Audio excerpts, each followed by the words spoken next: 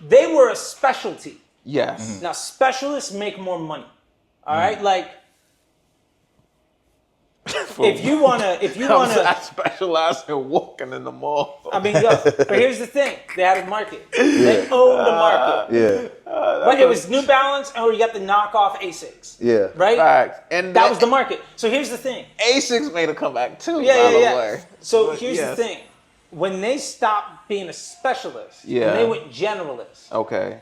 You appeal to more people. You're going from a specialty product where you own the market to a generalist where you have to do more on the brand work. But what that did, as soon as we did that, what that did is it disrupt the stranglehold that like Reebok and Nike and like Adidas had on a younger market. And it allowed there to be a specialist in the sneaker realm that did what they do, but it allowed somebody to do a better job of it.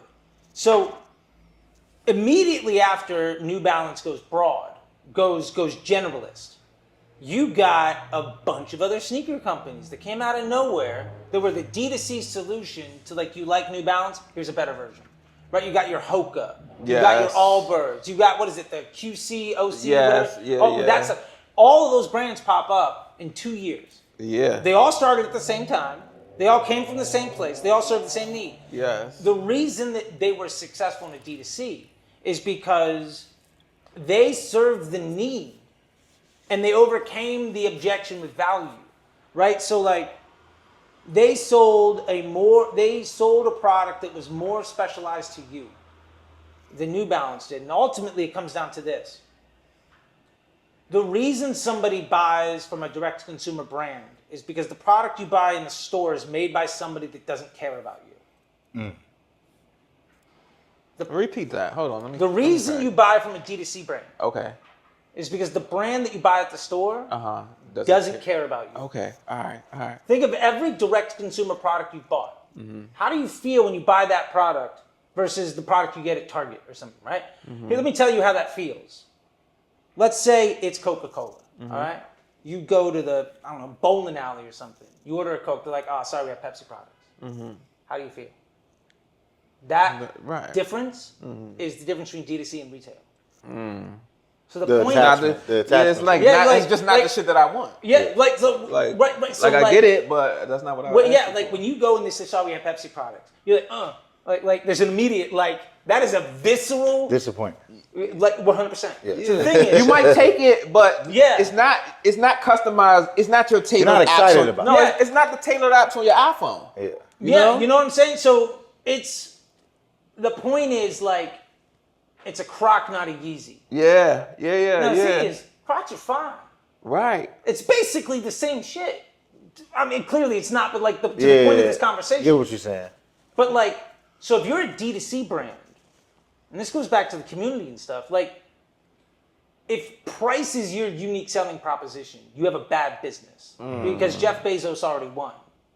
You have to overcome the objection of value by making a product somebody values more than what they can get, right? Like, why am I going to buy your product instead of like the house, or instead of Kirkland? Yeah, facts. Would you put your product on Amazon? Yeah, we tried. But the same thing he's talking about was kind of at play, which is that, and this happens to a lot of other brands, like putting it on Amazon stripped us of the connection that he's talking about. Right. It didn't allow us to sell the way that we sold or continue to sell with direct to consumer and express it. Like, of course, you got the page, the site, the photos, all that, but like you said earlier, right? The value of our brand and the story and the connection and the why. Yeah. It's hard to sometimes communicate that or compete on an Amazon. It's like, oh, cool air freshener, right? But it's like, I can't tell you, I'm not as in control of being able to tell you my brand story and why you are gonna like this air freshener more than that little treat. Versus like, oh, is it cheaper? Yeah, like, no. How often have you gone to the brand page of the product you're selling on Amazon when you're looking at price? Right. I'm not a big Amazon person, but very rarely. Yeah. Yeah, like, but far less often than like, I discovered them on Instagram. Yeah. I followed them. Oh, you're in that funnel. Yeah. For months before you're in the buying consideration cycle. Yeah. It's so So here's my take on this, right? My take is utilize Amazon as a marketing platform, have specialized packaging that redirects people back to your direct to consumer. Give them like a QR code or a thank yeah. you or something like that lets them know about your .com. Yeah, so so update your packaging to accommodate for those losses and incentive too. Given this, like for me, when businesses tell me they're on Amazon, I'm like, you have to incentivize to go back to your direct to consumer store. Otherwise, they're just in a black box. I gotta tell you just real quick.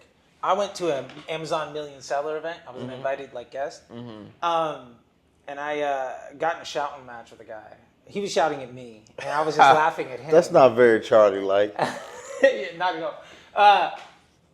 He started shouting at me. I started laughing at the hilarity of the situation, and then just left. And I asked him a simple question: how much of your business is done on Amazon, and how many of your customers do you own? That right there shut down a guy that was selling $3 million on Amazon because he realized he didn't own a customer. Yeah. And he was like, well, Allbirds is failing. I'm like, so you got like one failure of $100 million? They got money. Like the founders succeeded. Yeah. And he got into a shouting match about how D2C doesn't work and all this other stuff. He got other people at the table pissed off. Like, why are you coming to an Amazon seller event talking about owning customers? Like, why don't you guys run a good business? Right. How much money, you're a salesperson for Jeff Bezos, right? He's making a commission on your, so like, just getting back to that point real quick, and then we can move on with it, but like, you have to put, like, if your product is cheaper than the product somebody can get at the store, and better, you're not charging enough. Yeah. And if you can't charge enough, then your offer sucks. And that's fine. You could package some stuff together. You should put together a better offer. You got to make it work so that your business model is effective.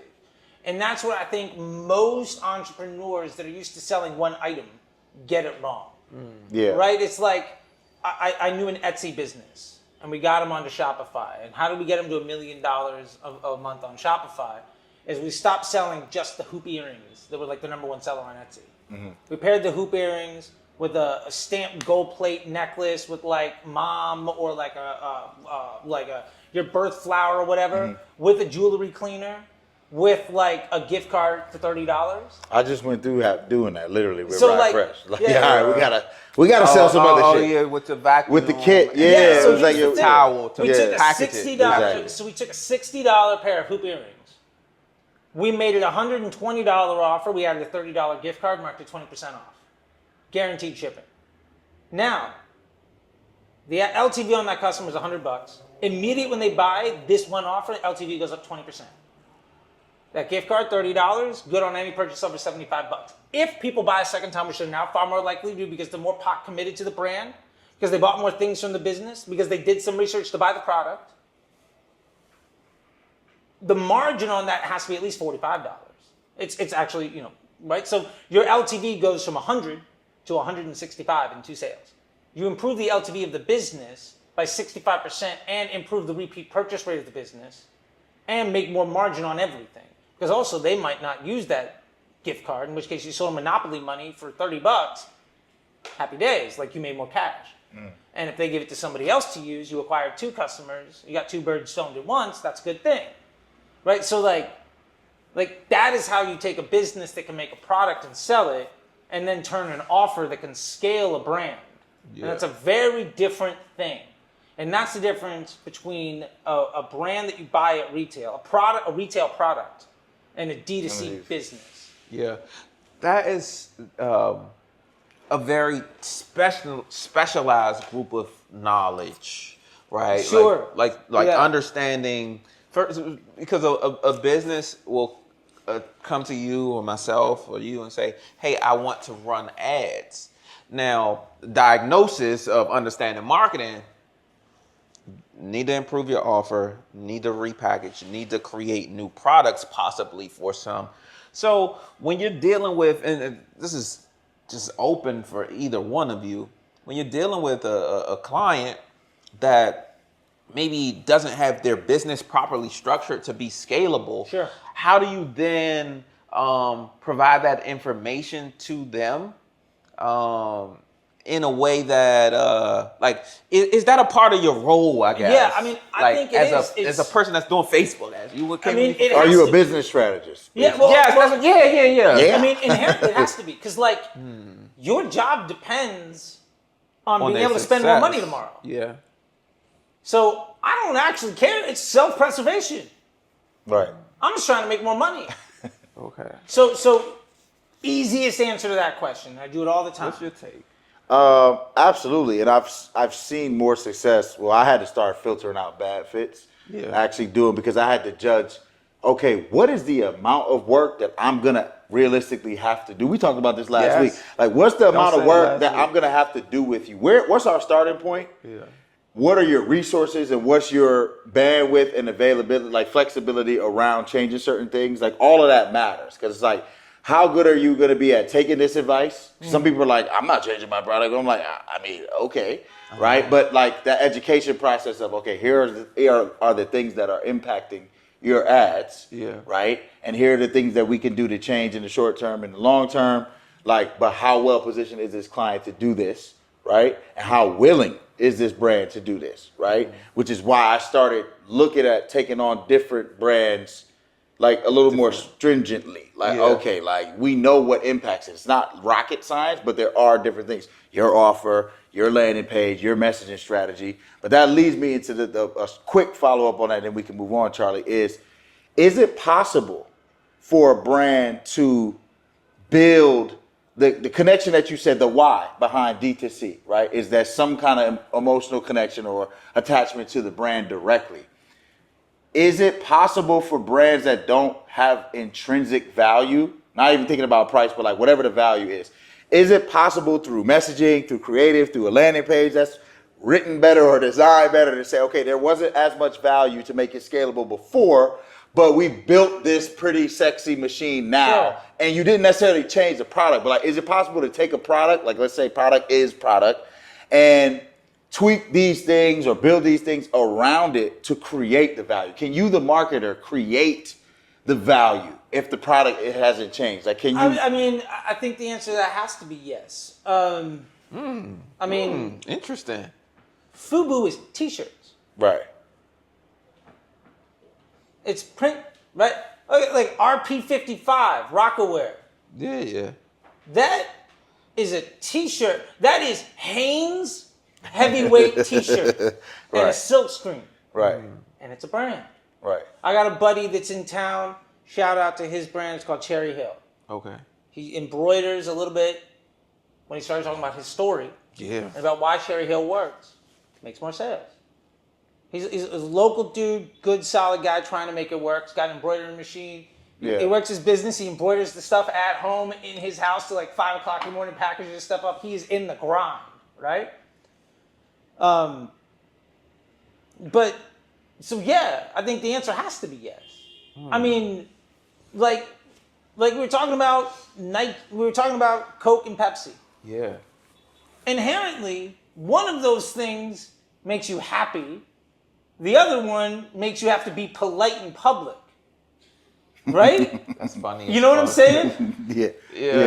Like, and when the waiter says Pepsi, they say it with a disappointed tone in their voice. Yeah. You know what I'm saying? So like Some the people point, prefer it, man. okay, yeah, sure, some people Very do. rare. I mean, they are like, you know, the third biggest, whatever. Ooh.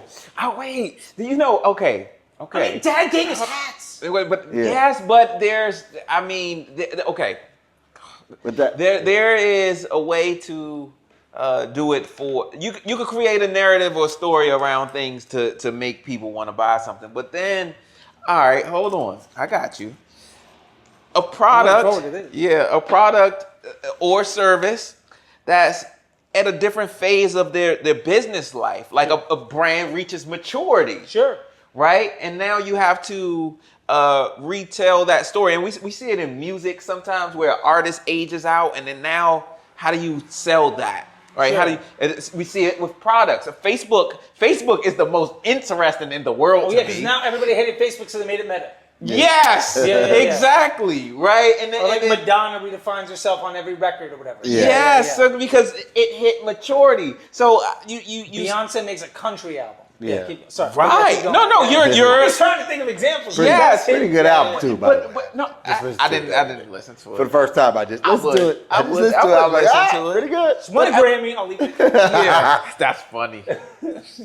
Okay, you want a Grammy? All right. I don't got a Grammy. You know, We all want I them, don't man. got a Grammy either. what am I gonna say? That's it. But then Like, Ice Cube stopped making records. You know? that's true too. That is true. He got movie money. He got a lot of Grammy. Yeah, Think about like, fuck Ice, you. Ice Cube went from natural He born changed the killer. offer. He changed that fucking offer. He changed the offer. He was Shit, like, 50 wait a Cent, minute. 50 Cent changed his offer. Yeah. he was Ice like, Cube no. went from natural born killer Yeah. to like kids movies. Yeah. Facts. He changed Yeah. his offer. Yeah. So like the But- point is that can happen to No, anybody at any well, time. it's New true. Balance went from mall walkers to like it took the spot of the Air Force One. Yeah. That is true. Yeah. But see, all right, with some of these, okay, I think at scale when you have money, you could spend money on research and development to find your pivot. But when you have Yeah. a smaller brand with less intrinsic value, getting them to invest in better founder story, better product use case videos or photos, etc. Like getting Yeah. them to invest in the elements that it takes to readjust where they are. Yeah. I just think they don't have the money to do it. I think the bigger problem isn't the money. I think the bigger problem is nobody has any idea how to do it. Like I think most people don't conceptually understand the structure, the architecture of that problem. Okay. All right. There you go. Now you're talking. So Go ahead. Now you're talking. here's how I would approach that with a brand. You Okay. come to me saying like, hey, we sell about 7, 8 different products, got about 14 campaigns on Facebook, it's just not working anymore. Every one of them makes money, we're on caps on everything, blah, blah, blah. How do we fix it? First thing I'm gonna do, go to your receipts. Maybe take the last year or so, whatever. You're on WooCommerce, you're on Shopify, whatever. Show me every product. I want 3 things. Customer name, whether they new or returning, and what they bought. Okay. What I want you to do, and simply put, you could go in and say, tell me how many new, for every product, how many customers that bought that were a new customer. And then tell me how many times those people appear as a returning customer. Right? So you get the concept of like, so you can do that in ChatGPT, you can do that in Excel. Let me explain the concept in a more readily accessible fashion. Yeah. You go to a steakhouse, you order the fish and chips, and it's you're probably not going back. You get the filet, and it's slamming, you're going back. Facts. For sure. A customer's journey is the single greatest inflection point of a customer's future actions with your brand is the first purchase they make. So my point to this is, what product do you sell? What of all the products you sell has the highest correlation to somebody coming back and buying from you again? Yeah. That is the easiest way for you to, one, buy future cash flow. So you can begin to have your revenue floor, the amount of money you would make if you stop running ads, just letting your existing customer journeys exist. That's going to get bigger. And then it's a question of, well, how do I get more people to buy this one thing? Right? Like, I'm a steakhouse. How do I get more people to stop ordering the fish and chips? Because that's your real winner. Because that's your real winner. yeah. And so your entire brand should be focused around how do I sell that offer, that thing, right? And so then it's like, I mean, first off, I think talk to the customers. Understand who they are. What are they doing? Like, you might be selling a whole bunch of things, but it's dudes over the age of 35 that buy that product and they come back and buy 4 more times in that year. Yeah. So, for instance, I took a women's shapewear brand. All right, so I'm a small partner in that. They came into my education. I became a partner in the business. They were doing $50K a month. 20 months later, we're doing $1 million a week. Or 18 months later, we were doing $1 million a week. What we did was, first off, we understood the average woman buys 2.5 times. So we made an offer that's buy 3, get 1 free. Immediate LTV boost when somebody takes that offer. Then we understood women under 35 are far more likely to buy 1 or 2 bras and come back and take the buy 3, get 1 free offer. Women over that age were far more likely, so they bought 1 bra, came back like 25 days later, 30 days later, bought another one, and then their next purchase is the buy 3, get 1 free. Okay. Women over that age took the buy 3, get 1 free. Now, it took them 90 days, 100 days or whatever to come back, but they just came back and bought the buy 3, get 1 free. The point is, we now understood do we need profit margin today, or we trying to get more transactions? And the entire marketing around the business is, okay, we now understand who our best customer is. How do we make sure that we're only attracting that person's attention? So now you've got a very clear understanding. There's 100 people on the street. I got to get these 7 people to stop. What is the one thing I can say to get these 7 people specifically to stop? Because the rest of them are going to buy from me once and I'll never see them again. Yeah. The first transaction in a business is the least profitable.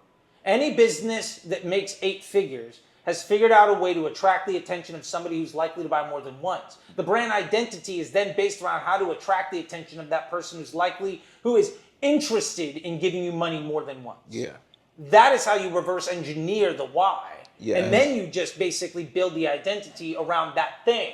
Yeah. And you can see all sorts of brands that like came out with a whole bunch of stuff, but then they figured out that identity and they blew up. Like Nintendo was a trading card company. Yeah. You know what I'm saying? Like there's so many of those things. Like I think Sony was like making like washing machine, like dumb stuff like that, right? But when they figured out the like that one, you figured out that thing, then the entire brand identity comes around that thing, right? Like look what the Super Bowl did for the NFL, right? Like look at what the NFL putting a game on Christmas did to the NBA. Yeah, facts. Right? And so it became like the point is. That is, I mean, I'm giving very large examples, obviously. But it's easier to digest that way. Yeah, and so I'm trying to, like, if you go to your receipts and just say... What's our Super Bowl? Yeah, the average... No, that's what it comes down to. Person, what's our Super Bowl? Like, let's just say 5% of people that buy from us ever buy a second time. Yeah. But this one product, 50% of them buy a second time. My question to you is, why? First off, why are you spending money on any other product? Now, there might be a legitimate reason, but that's going to be my first question. And then my second question is, how can you get more of that person? What's going to make somebody want to buy that? The brand identity then reverse engineers into being that thing. Yeah. And the honest truth is, I don't know a single successful business that got that and then like went back and did they didn't start there. Right? The overnight success takes 10 years. Yeah. Right? So it's like that win is stacked on so much failure, so many data points, right? Like, yes. And that's how you get there. So if you can be scrappy enough to get that data. Yeah. So the first thing we did was talked about how to get attention, right? I gave you the step-by-step process to get attention to make sales. Yeah. Then after you get those sales, maybe you got a print-on-demand store and all the things are coming in. Great. What? Maybe it's the T-shirt with Sasquatch on it. Nobody ever buys again. The T-shirt with penguins on it. Those people come back and buy 3 more times. Great. All of your ads are just selling penguins. That's your business. Mm-hmm. You're a salesman or you're a business owner. Yep. Now the entire business is around selling that thing, and that becomes the identity. And your business can evolve from your original impression. I mean, look at brand logos. Look at brand positioning. Look at how many different angles it takes to get to that. And like that's how you reverse engineer that. So you take your receipts. You say, all of my products when somebody bought new. Mm-hmm. And then look at how many times where that was their first purchase, what is the propensity to somebody buy a second time? Yeah. And that is your market telling you what your identity is. Yeah. And that's just like anybody out there that like fakes the funk until they figure out who they are, because the rest of the world be like, you might think you're this person, but everybody knows you're X, Y. Like, if you're lying to yourself, you're never going to be successful. Yeah, it reminds me of this documentary I just watched. Morgan Freeman was in it, and he was giving his story. Eddie Murphy was in the same documentary. Eddie Murphy was like talking about like, he was like, bro, I had one audition my whole fucking life. Like, he was like, I was on when I was 18. He was like, my first intro to the game was like Saturday Night Live, and then he's Eddie Murphy. And to the flip side, Morgan Freeman was like, he was like, bro, I was around until I was like 40 fucking years old. Yeah, he was like in his mid-40s. Yeah, he was like, bro, I was around like, I was on Broadway, and it's like, oh, well, what? But it reminds me of what you're saying, because it's like, no, he had to be the old man in the movie, kind of like. It was like, well, that was his lane. It was like, but when he found that lane, he been the old man for 50 fucking years in the movie. He was the old man in Shawshank Redemption. Yes, he's 40. Yes, you know what I'm saying? The old man is his hero product. Exactly. It's like, but all in due time. And to your point with experience, right? Yeah. It's like, yo, he never would have somebody would have been like, yo, when you're 45, you're gonna get casted, and from then on, you're gonna be the old man in the movie. And so the thing is, like, so you never know. So to everybody out there, keep fucking working. stay down. Yeah. You know. Because No, here's but- the thing to that point. If you want this to make sense, give up now. Okay, That's a like, bar. like That is a nobody bar. I know who's successful, and believe me, I know guys running 9-figure companies. Okay, like I got some numbers in my cell phone. Okay, like none of them have a business today that was the business that they started with.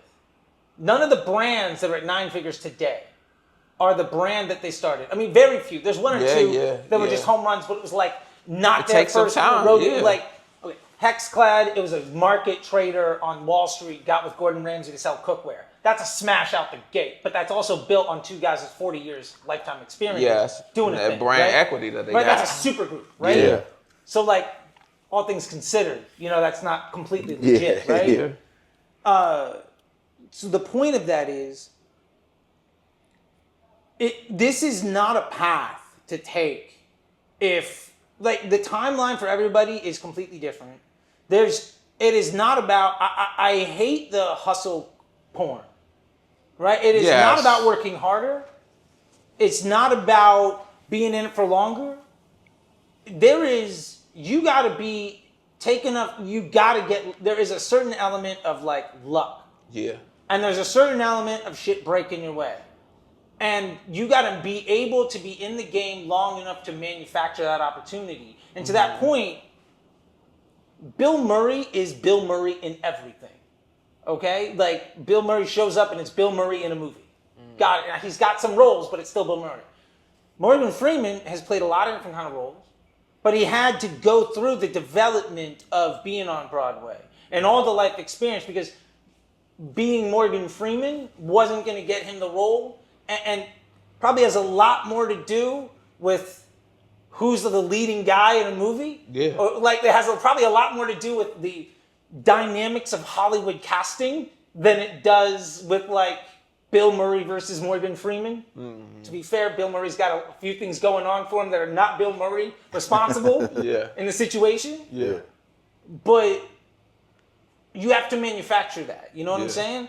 And it's it's time, it's preparation, and being able to see the opportunity to keep going for it. But like the adage of you give up your 9 to 5 to work 24 hours, 7 days a week. Like I retired when I was like 36. Okay, and I bought a house, I paid for my wedding in cash, all that stuff. And I've been in business since then on myself. But I don't think I have a job. Right? Now, to be fair, what would you do if you didn't have to work every day? That's what I do every day, and that's what pays all my bills and does everything. Like, this is my jam. Like, for me, this is video games. Like, I open up Facebook, and it's Grand Theft Auto. It's Madden. It's all that stuff, right? Like, for me, it's just fun. The video game is making money. And to me, it's an enjoyable solving of puzzles. Mm-hmm. But, like, if you go to, none of the brands you can think of were started by somebody that had a really good idea and followed it out in the way that, like, you should stop 1,000 times before you hit it. Yeah. And so, like, that's what you got to figure out. And to be fair, I think the unfortunate truth that I do want to say is, I hope it's hard. I hope upon you the desperation and the difficulty. Yeah. The most successful people I know are driven by some shit internally. Yeah. Like I was a heroin addict, intravenous. I was a drug addict. Like, I was strung out for like a decade. And I got like 12, almost 13 years clean. But like, I got to the point where I had to figure out how to make things work so that I would make choices between food, gas, and smack, right? And like, I didn't get a lot of food or gas, Yeah. But like, the point is... Wait, does heroin curb your appetite? I mean, you throw up a lot, but like... my point to that is that drive that comes, that motivates you through all this stuff, is also the thing that'll focus you in how to solve the problem in the way that it needs to be solved. And the reason that I say that is because I know a lot of people that have built the same business. and the path to their success is always different. Yeah. There's something. I mean, I want to go to some bullshit in a second, but I want to Okay, close let's do this. some Yeah, and then we'll do the lightning. I'm just trying to like give some actionable advice. Yeah. No, We didn't touch on it is. we didn't touch nothing yet. We didn't touch Yeah, nothing. we didn't touch it yet. No, that's how you know, like, when you, especially when you're around others that, like, you're really in it.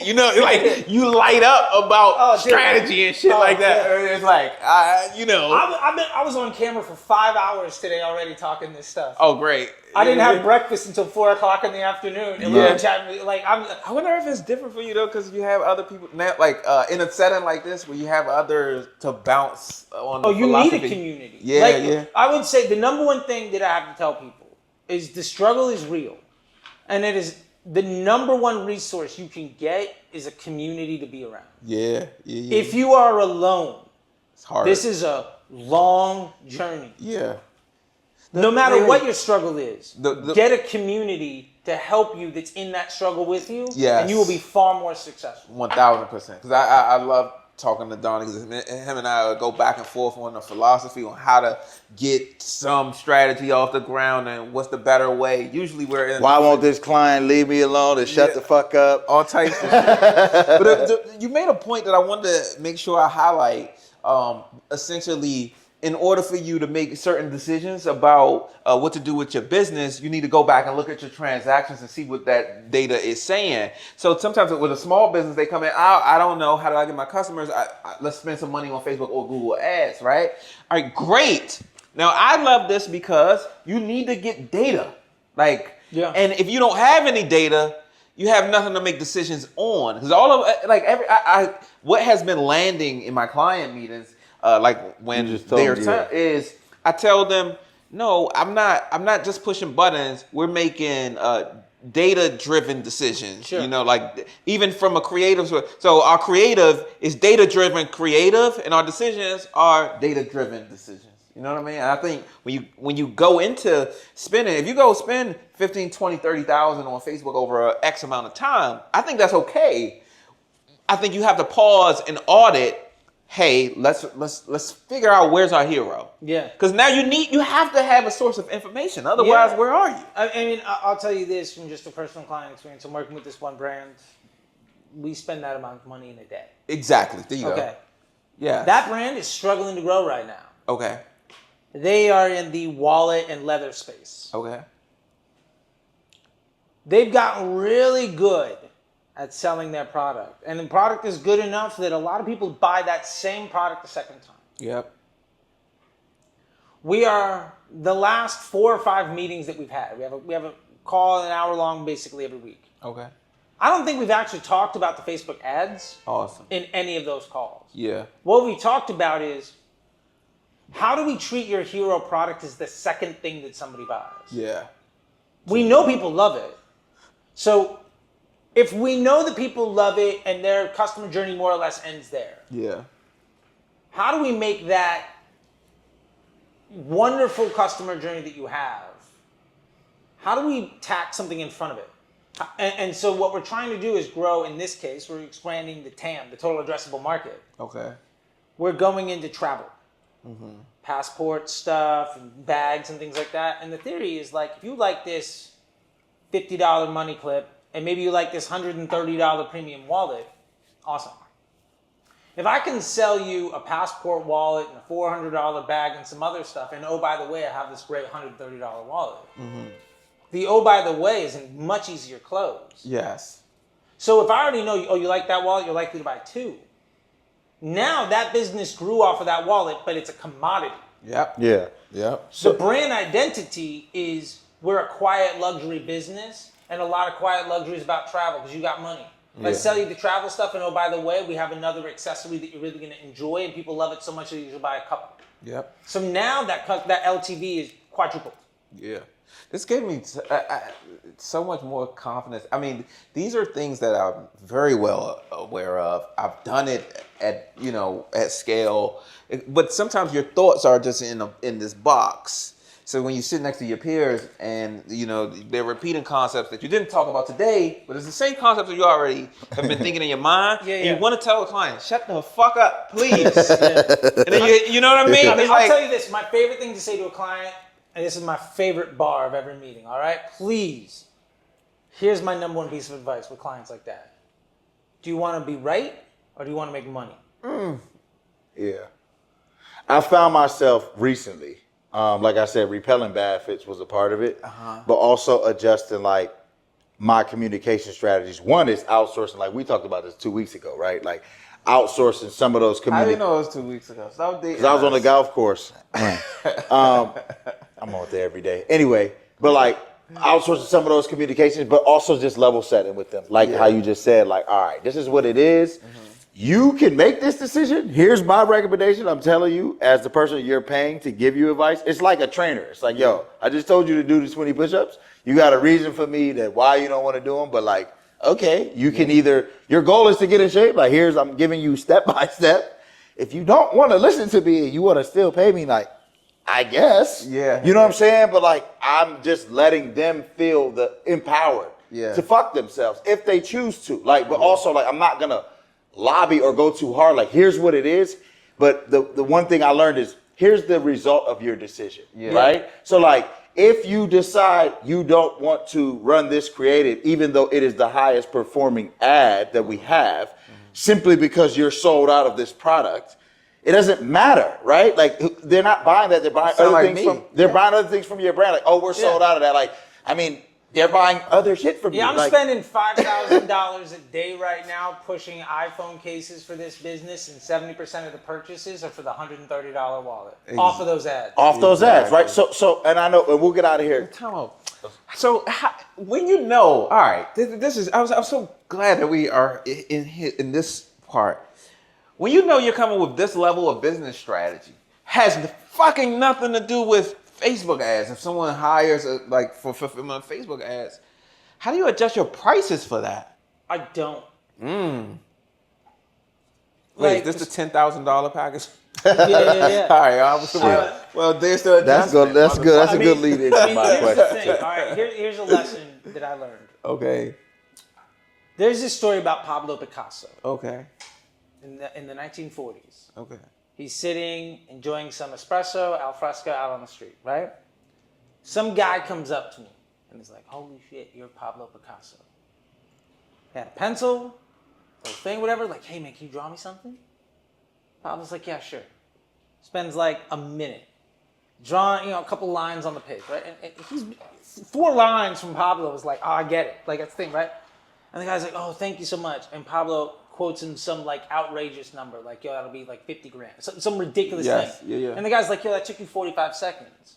And Pablo's like, yeah, but it took me 45 years to be able to do that in 45 seconds. Mm-hmm. You're not paying me for my time. Right? Like, you're not paying me for my level of effort. Mm-hmm. You're paying me because you're renting my expertise. Yeah. You're accessing my knowledge base. And so when you work with me, for instance, I charge the people that are running $100 a day the same that I'm charging people that are spending $100,000. Now, my deal structure might be different. If I feel like I'm going to put in some more money and I might want a piece of the company, I might do some other things, like that's in there. But, like I do, so I have a high ticket training program and I certify people and they come through media buying and stuff. I do, and people want to work with me and they can't necessarily afford the 5 figures a month it is for me and my team. I do outsource it to my students. I do like subcontracting. That is $5,000 a month flat fee. No commissions, no nothing. And you are buying that person, you're buying that person's time knowing that they're getting my support. But the beautiful thing in there is your time isn't just the time you're spending on that client. Mm-hmm. If you're constantly cycling clients, your time is landing new business. Yeah. Tell me about that. An ad agency, when you hire a classic agency, I'm not saying all agencies, but a classic marketing firm, the person doing the work, their paycheck there's no implication on their paycheck based on the quality of their work. Yep. Every client is expected to leave. Your job is to service that client until they do leave. Every time you hop on a call with them, it is a sales pitch. Please don't fire me today. And if you do lose the client, that's okay. We have a sales team that has another one for you. Oh. There's always another client that walks in the door, and it's whoever lost the client, you have bandwidth. Yeah. At that point, you have to understand that that business is a bank. They're not a marketing firm. And if the people were good enough at that work, my opinion is if the people were good enough at that work, they wouldn't accept a fraction of their worth to work an 80-hour-a-week job, like an incredibly demanding job. Incredible. Like when I worked at that business, I was paid $75,000 a year, which is amazing. But there's this quote from, I try to make references to things, but there's this quote from Hank Azaria. All right, he's one of the voices on The Simpsons. A lot of the voices. Now he flubbed some numbers. He was giving some generalist stuff, but he's like, let's say I make $5 million a year to be a voice actor of like 1/5 of the cast of The Simpsons. I mean, he's like one of the OG original guys, right? You'd be like, wow, you sip into a vocal booth for 3 weeks, 2 weeks, read scripts, and you get paid $5 million. That is an incredibly job. He's like, yeah, but I'm also 20% of the cast of a business that's worth $1 billion. Right. They pay me $5 million to make $1 billion. So the point is, you are never going to get paid what you are worth. There's no way to equate your time and your effort to the actual ramifications of the job. So you cannot change your pricing based on the level of the business that you're dealing with. That job where I was paid $75K a year, which is amazing. That was my first day job. Like I didn't know how to use Outlook. I was showing up in like cowboy boots and like baseball tees and torn jeans. Everybody else They had used to like be looking at Charley crazy and all. Like, but also because like, it wasn't that kind of company. It was very like no, people were in the, like dressed like you were a little casual right now. Yeah, like it was like it wasn't a creative agency. It was like a very traditional, Very corporate turnkey. Yes, black building, no window. Men in black. Did we have windows? I mean, He said, "Did we have windows?" No, we didn't have no fucking windows. So like, yeah, I mean, like, so you got to understand that's the environment, right? So the point is, I got paid $75K a year, but on that one client, I made him $40,000 a day. The point of that story is, I am worth, my time is worth X amount of money, not necessarily because the worth to you, but if I say yes to you and I turn down something else, there's an opportunity cost to that. Yep. I started at $10 an hour. Yep. I got 4 or 5 clients. And this is for anybody freelancing. If you want to make some money, the path to making $100,000 a year is pretty simple. Easier said than done, but fairly simple. I started at $10 an hour. I got a couple people. I then charged the next person 15. I then charged the next person 20. When I got to like 6 clients, I went back to the first one and said, hey, my new rate's $20. Now, if they say, great, awesome, they're paying me, I double my paycheck. If they say, kick rocks, why am I going to pay you an extra $10? Well, first off, I'm not worth it. Second, cool, I just filled my book with a 20 and I dropped to 10. My time is going up in value. Yep. Yeah. I did that over and over again. Now, if you're in the media buying space and you want to make $100,000, the simplest path to it, if you get a $50,000 a year job and 2 clients that'll pay you $2,000 a month, you're at $100,000 a year. Like it's that shape. That's $98,000. Yeah, facts. So like, you can deconstruct that. What if instead of making that, you work part-time? What if you got 2 part-time jobs for like $30,000 a piece and got 2 clients that paid you $2,500? Yeah. You got 2 part-time jobs, you're working like 15, 25 hours a week. You're making a couple hundred. No So problem. the point of it is, that's how you figure out your value is like, what can you convince somebody to say yes to? And the more important thing isn't how much money, what is the max you can spend? The point of it is, what are the relationships where somebody doesn't leave? So like, if I charge somebody $10,000 a month to work with them, I could probably charge them $25,000, but that $10,000, they might stick with me for years. Yep. That's money in the bank. I got some performance stuff on top of it, but that is less and less work. Yeah. moving forward. Less pitching, less outside, less renegotiating. And my time even All with the that shit that- business. Because we're working together and we're doing well. Yeah. I'm not hustling 20 hours a week on figuring out that So, business. and they not killing you on the fucking call asking you about stupid shit. Yeah. Because So- a peaceful client, I love a peaceful client that's like. So like if I'm making $10,000 a month and I work, let's say there's 5 weeks in a month. I work like 10 hours a week on that client. That $10,000 is spread across 50 hours. That's very different than I work 1 hour a week on that same client because we've been together for a year. I'm making more money. Yes. Because I'm working less on that, even if the paycheck is the same. And that opens me up to get more. So, and I got one more on my side. I don't know if you do too, but then we could do lightning round too. Okay, we still have a bunch of like. I got a ton of shit. Yeah, no, I mean, I'm chilling. trying to go to the. I want to. No, I know, but he look, pivoted to something that I want to ask him The about. baby's asleep at this point. All right, cool. I might not be able to good. get out again until 2027. great. Let's make use of All right, perfect. It So might be our first 3 y'all hours. made break them off with a drink. You got another water for me, so I'm good. y'all made a natural a shift into what my next question is going to be about, right? Which is Thank you so much, man. Appreciate that.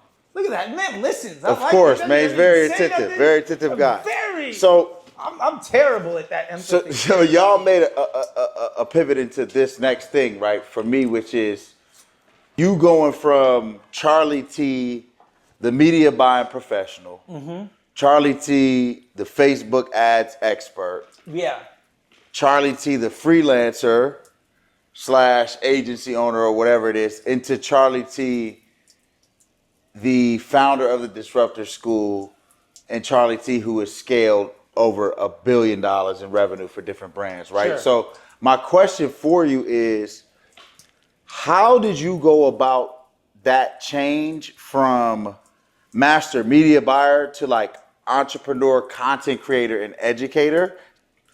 And what was sort of your motivation behind saying, okay, I'm good enough at this that I'm going to make it my job to teach people this? Sure. Because I think a lot of people, like Steve and I both, just a little more context, Steve and I both are, relatively new to the space of like putting ourselves out there as educators, right? Versus just being marketers. So how did you make that shift and what motivated that shift? I mean, that's a great example of how we were talking about the really successful businesses.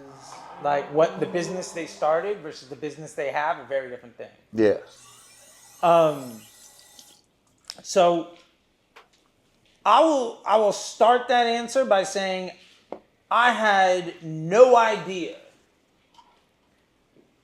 Like if we just took a point where like I hired you, right? Like at that job. Yeah. I had no concept that a decade later I'd be a bi-coastal business owner with. You can say multimillionaire. It's okay. It's okay. It's all right. Look, they want to hear that. You two want to hear that, Charlie. Come on, show them the Lambo. Yeah, show them the penthouse in Miami. No. If you want to be a multi-millionaire, that's how they do it, Fuck man. that. I have a $1 million house in LA and a $2 million apartment in Manhattan, and I drive a Volkswagen bus. Hey, it's a nice bus, though. Yeah, it's the He it's a texted new me one. downstairs. He's like, I just got off the bus. I was like, Well, you took Charlie, the bus you here? rich as fuck. What are you talking about the bus? No, I bought the new Volkswagen Buzz. Oh, did you? Yeah, it's fire. He was like, I just got off the bus. I was like, what are you talking about? The public transport? Public transport. I was like, I know he might be frugal, but I'm like, okay. Yeah, You never know. I'm so interested to That's what I open said. I this said, can of worms yeah, about yeah. culture class. So here. so the thing though is like with all that, what did that path for me? Because the thing is, there was no blueprint. I had no idea, but I was fortunate enough to be in a space where I had more exposure to opportunity than almost anybody else. Like at that time where I was the guy that hired you, Facebook nobody cared about. At all. And I had a 7-figure daily budget and access to the directors of like the product development Daily? daily. And yeah. They used to be in the office. Yeah. And people come by the office and nobody cared. And so the thing is, I was in this wonderful opportunity of like, I happened to have graduated with an MBA as my 3rd college degree. So I was a data guy. I could do case studies. a lot of our clients, and part of the contract was you had to do alphas and spend a ton of money. Like one example, there's this car company, and we had to spend a 7-figure budget on an alpha. And that was part of the contract. Every quarter, you had to spend 7 figures on an alpha from the platform. What exactly is an alpha? Okay, so what that means is you had to test a new product, an ad product from a platform with $1 million, so that they could stay cutting edge, so they could stay ahead of the curve, right? Mm-hmm. And why was the budget $1 million? That's what the number that they felt like was enough significant. I guess so. Okay. Middle management, group think, Corporate shit. Somebody on a line item was like Corporate 1,000,000,000 I needs to be done. absolutely love it. Right? Unquestioned. Yeah. I mean, And come back and say it's not enough and increase it by 10% next year. Oh yeah, no, because I go back to my number one. By the way, side note: the number one way I got him to spend more money is that when I give him a report on what I did with the cash. Let's say he gave me $1 million. I'd say this is what we would have done with 2.5. This is what we did with 1.5. Here's what we did with $1 million. How much money do you not want to make next month? Easy. Fish in a barrel. Because I'm arming the guy at that company to go to his boss, be like, you want to make more money? I'm helping. Remember, your job in an agency is to make the guy that writes the check look good to his boss. I'm arming him with the ammunition to get a raise. I'm arming him with the ammunition to get upgraded. I mean, the best motivator you got. So let me just here's softball. Just like go hand this sheet to your boss, brings me back a larger budget, right? And like that client that I'm talking about with the $1 million a day, we started at $50,000 a month, and I was just like, oh, this is what we could have done with a $250,000. How many people do you not want to reach? And like just presenting it as this is easy. You're just how much worse do you want to get? And just up. And point is, great sales pitch. Again, my life experience as when I was in Little League, I was the #1 candy bar salesman in West Springfield Little League. I set the record every single year for the most candy bars sold. Every year, if you sold the most candy bars, you got a gift card to Toys R Us, or I got a new Huffy bike every summer. Tough. Huffy, mountain bike, every summer fresh with a gift card from West Springfield Little League for selling the most Hershey candy bars. Now, what that did is it taught me how to stop somebody on the street outside a grocery store or a Blockbuster or the candy shop and sell them the item that they're going inside to buy for a bigger price than they can get it. Literally standing outside a Blockbuster that's got the movie theater candy, selling them the exact same thing for twice the price outside. Learning how to get that sales pitch. And I did it year after year. And then, I got into radio and I was a touring musician. And one of the things I learned on being a touring musician is when you get off stage, it's not the worst question you can ask is, hey, thanks for support. You want to buy a t-shirt? Mm-hmm. That no is a possible answer. Mm-hmm. So the question is, which t-shirt do you want to buy? Conversion rate goes up 500%, right? Now, you slap on that the fact that I was an intravenous heroin addict, and I got to make money. All this life experience put me in a position of, getting really good, one, at understanding consumer psychology or human psychology, how to sell a thing, how to communicate it. Mm-hmm. And then I spent a decade as a touring musician, like a frontman in a band, and on the radio, so I learned how to communicate to people.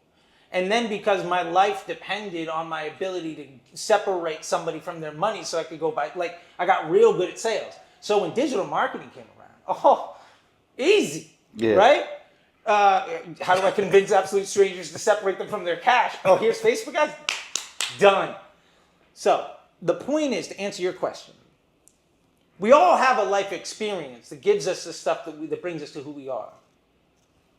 Your ability to take your commodity skill and pair that with your life experience to provide a combination that creates undeniable value is what separates you from being replaceable. If your job is just a button pusher, there's somebody else that'll take a smaller paycheck and work harder than you. You are a commodity item. Why am I going to buy the Yeezys when I can get them on the Amazon, right? Same conversation, but now it's like, why am I going to pay this guy $10 an hour and get somebody else to do it for $2? Doesn't matter. If you are 100% replaceable, you are not worth any more money than whoever's going to do the job for the cheapest. Bottom line, you aren't worth more than that. Now that puts you in a bad position if you're in America, because somebody in the Philippines will do that job for a third of the price and work harder than you. You can't even live on that. So like you got to provide something above and beyond that.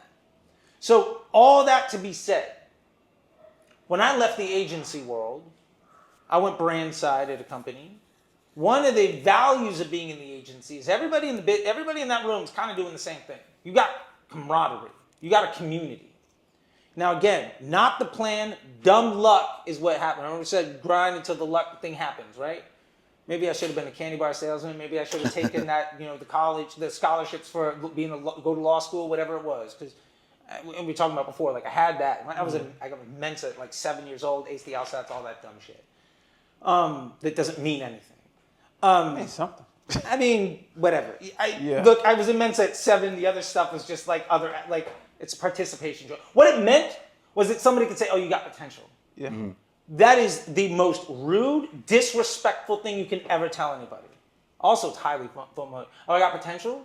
You're saying I'm not doing shit. Fuck you, watch me, right? And so I have that chip on my shoulder. And so all of that combination, when I leave the agency world, I needed to find comrades. I needed to find somebody. So like 2015, 2016, I left and I didn't have anybody. So my first thing was I went to Facebook groups. And I was just like, oh, there's Facebook groups of media buyers, people trying to do ad leaks and all this other stuff. Like, let me go into these groups. And I very quickly realized that not many of those people have been spending a couple of years spending a couple $1 million a day.